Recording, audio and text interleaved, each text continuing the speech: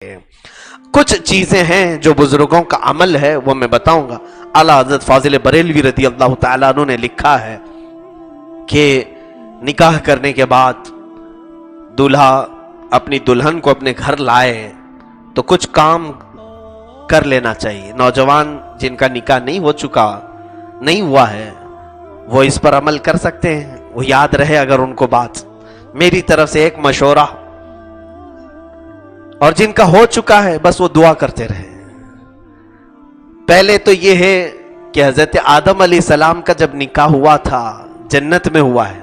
یہ بھی دیکھیں یہ نکاح اس وقت ہوا ہے جب ابھی نماز بھی فرض نہیں تھی. جنت میں کوئی عبادت نہیں لیکن نکاح ہو گیا تھا. اور رشتہ جو بنا ہے سب سے پہلا رشتہ ماں اور بیٹے کا رشتہ, یا باپ اور بیٹی کا رشتہ, یا بھائی بھائی کا, یا بھائی بہن کا رشتہ نہیں. سب سے پہلا رشتہ شوہر اور بیوی کا, اور یہ جنتی رشتہ ہے. اس سے ہی لوگ کڑ رہے ہیں, آج جل رہے ہیں. جو شادی کیے ہیں وہ عجب عجب قسم کے میسج کرتے ہیں, تھک گئے. تم شادی سے ہی نہیں کیے ہو. یہ جنتی رشتہ ہے, اس سے اوبنا نہیں چاہیے, تھکنا نہیں چاہیے. حضرت آدم علیہ السلام جب حضرت حوا پیدا ہو گئی, اب مجھے بتائیے ایک انسان ہے پورے جنت میں, آدم علیہ السلام, دوسرا کوئی نہیں. اور پیدا ہوئی ایک عورت, ان کے علاوہ کسی اور کے لیے ہو سکتی تھی, وہ بنائی گئی ہیں حضرت آدم کے لیے. اس کے باوجود حضرت آدم علیہ السلام کو اللہ نے فرمایا تمہیں چھونا حلال نہیں. ابھی ایک ہی تھی, ان کے لیے تو تھی. یہاں پتہ نہیں تمہارے لیے ہے ہی نہیں, اس کو چھونے کی کوشش کر رہے ہو تم, پتہ بھی نہیں ہے. وہاں ایک ہی تھی آدم علیہ السلام کے لیے, اور ان کو بھی چھونے سے منع کیا. رب تعالیٰ نے فرمایا اے آدم اسے تم نہیں چھو سکتے. کہا اس کا مہر ادا کرو. یہ قانون جنتی ہے, مہر ادا کرو اس کے بعد تمہارے لیے حلال ہوگی. مہر کیا دوں مولا؟ رب تعالیٰ نے فرمایا تمہاری اولاد میں اخیر زمانے میں میرے ایک حبیب نبی پیدا ہوں گے جن کا نام محمد ہوگا, زمینوں پر آسمانوں پہ احمد ہوگا. اس نبی پر تم 20 بار درود بھیجو, یہ تمہارا مہر ہے. یہ علامہ عبدالحق محدث دہلوی رحمۃ اللہ علیہ نے اس کو لکھا ہے اپنی کتاب مدارج النبوہ میں. میرے عزیزوں, آدم علیہ السلام کے لیے بی بی حوا حلال ہوئی. اب میں جو چیز بتانا چاہ رہا ہوں, حضرت آدم علیہ السلام, حضرت بی بی حوا ان کے لیے جو حلال ہوئی, وہی یہاں پر میں نوجوانوں سے بھی کہوں گا تم مہر جو بھی باندھتے ہو باندھ لو, 5,000 7,000 10,000 تمہاری حیثیت کے مطابق. لیکن ساتھ ہی تمہاری دلہن گھر پر آنے سے قبل ہی مصطفیٰ کریم صلی اللہ علیہ وسلم کی ذات پر تم بھی درود پاک بھیجو. 20 نہ سہی 100 مرتبہ تم اپنی طاقت استعداد کے مطابق جتنا ہو سکے, تاکہ یہ شریعت کا جو قانونی مہر ہے وہ پیسوں سے تم نے ادا کر دیا, اور جو آدم علیہ السلام کا جنتی مہر ہے وہ بھی تم سے ادا ہو جائے. ایک تو یہ طریقہ, یہ میرا مشورہ ہے. اعلیٰ حضرت اللہ تعالیٰ عنہ نے جو فرمایا وہ یہ ہے کہ دلہن کو گھر پر لائیں تو پہلے اس کے گھر پہ داخل ہونے سے پہلے ہی اس کے پیر دھل لو, اس کے پیر دھل لو, اور اس کے پیر کے دھلے ہوئے پانی کو گھر کے چاروں کونوں میں ڈال دو. چاروں کونوں میں ڈال دو, اللہ رب العزت خوب برکت نازل فرمائے گا, برکت آئے گی.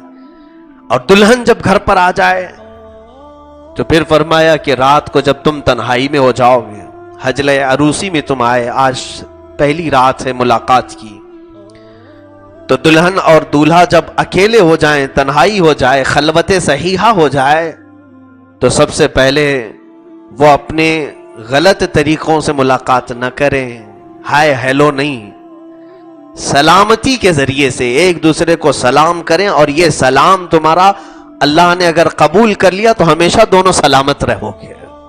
دعا ہے نا, السلام علیکم ورحمت اللہ وبرکاتہ, اللہ تم پر سلامتی نازل کرے اور اللہ کی رحمتیں اور برکتیں ہو تم پر.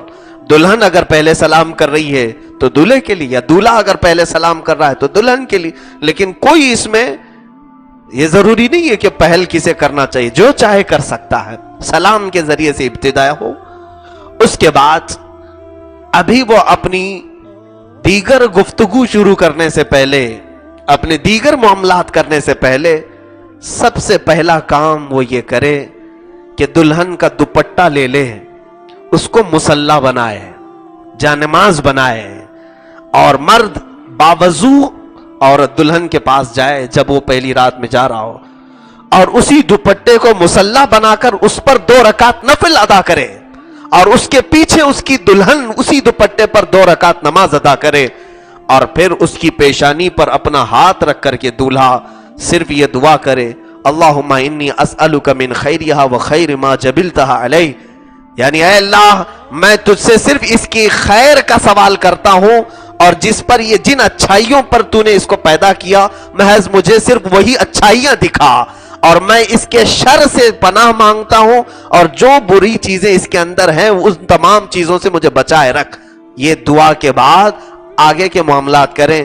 اعلیٰ حضرت رضی اللہ تعالیٰ عنہ نے لکھا ہے مولا تعالیٰ موت تک ان دونوں کو سلامت رکھے گا، ان کو نیک و صالح جوڑوں میں شمار کیا جائے گا، ان کو صالحین میں شمار کیا جائے گا. یہ زندگی گزارنے کے اور طور طریقے شروعات کی یہ تمام چیزیں ہیں.